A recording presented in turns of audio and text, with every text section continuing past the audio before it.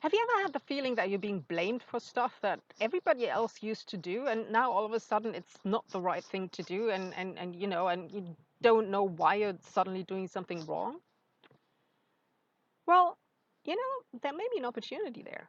You don't believe it because it's kind of a pain, but I went to the store the other day, and there was the store owner, and I came in with my bag and I wanted to put some groceries in, and she wanted to give me a plastic bag. And I said no because I had my bag with me. I didn't even think of the environment, although we were in a nature reserve, right? But I just had my bag with me. And she launched into me with this huge big speech about something I didn't really understand because my Spanish isn't that good. I only had Spanish for like a year when I was a child. But the gist of it was basically that she felt that she was blamed by everybody because she was still using plastic, and the supermarkets all used plastic. They used to use plastic, but now it's wrong when she's doing it. But all the streets are on the all the cars on the street, and they are wrong too. But nobody's doing anything about that. And why is she the only one who's doing something wrong? And she went on and on and on and on. And I was just standing there with my bag, and I thought, okay, the last thing I wanted to do was get into a political discussion. It's a very small town. I hardly speak the language. But then I thought, okay, finding win-win situations with the environment and animals is kind of my thing. So I kind of should be saying something. So I said, well, plastic is bad for the animals.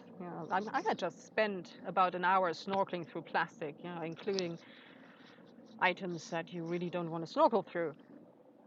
And she just went on again. I thought, okay, that was the wrong thing to say. But I thought, okay, how can I help her? I did see what was going on, that how she was being blamed. So I went home and I thought about it. And then I remembered, okay, I've got all these bags from the move, and they're all bags from Tesco's and Waitrose and all these different supermarkets in the UK, which are Hessian. They are biodegradable. They last forever. You can use them for years, literally, and they're much better for the environment. So I brought them the next day and showed them to her, and I showed her, see, this is a Hessian bag and much better for the environment. Plus, the supermarket is probably buying them wholesale for about 10 cents, and they're selling them for €1. And then they've got the logo on it, which is advertising for them, and all the tourists are already used to buying them. And on top of that, if the tourists get this, they're going to have a souvenir from the nature reserve. So everybody wins. You win because you make a profit from it. The tourists win because they have a nice, cheap souvenir. And the animals win because they don't die from the plastic, right? So, and suddenly the lights went on in her face. And she realized that, oh, there's an opportunity there. See, sometimes it's just the way you look at things. If you think, oh my God, there's a change there and people are blaming me, yeah, then you will only see the bad things about it. But if you take a look at whether there's a win-win situation there, you may well find that you can actually also make a healthy profit because this is the time. This is the time where things are finally changing. This is the time where big business is getting into environmental things. Billionaires are investing into environmental projects. SoftBank just invented into environmental projects. They are not known to, oh, we have a little bit of nature coming right there. So billionaires are investing in this kind of stuff, and they're not known for making financially stupid decisions. If you take a look at the environment, everybody always thinks that, oh, it's only hippies who look at this and want to do stuff. But you know what? 30 years ago, my boyfriend told me how stupid it was to believe in solar because solar was never going to take off in the next 100 years.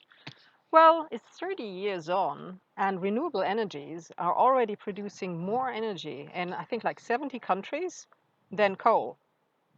And if you take a look at solar and compare it to oil, it's actually a lot more cost effective because if you take a look at oil, you've got all these pipelines and then you've got these oil platforms in the sea, which are hugely expensive to build. It's like $1 billion to build one or 2 billion or something like that. And then if there's an oil spill on top of it, you don't only have the environmental factor, the environmental damage and all these fishermen families losing their income, not to mention all these animals that are suffering. And that is really suffering. I have seen how birds are being washed after they were oiled, and it literally takes an hour, and they've got skin irritations and everything. So this is not a fun thing to see. But even if you disregard that, You've got these huge costs for upkeep of all of that stuff in oil. Well, in solar, you build your plant somewhere in the desert and then it sits there and all the money's just rolling in.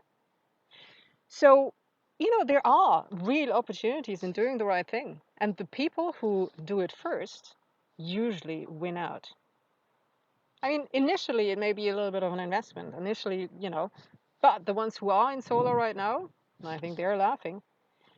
And that's not the only area where you can get into.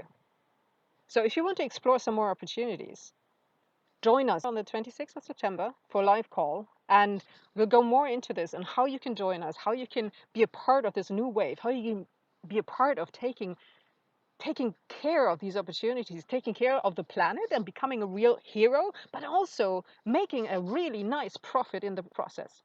Come join us on the 26th of September and we can explore how this opportunity is going to come for you.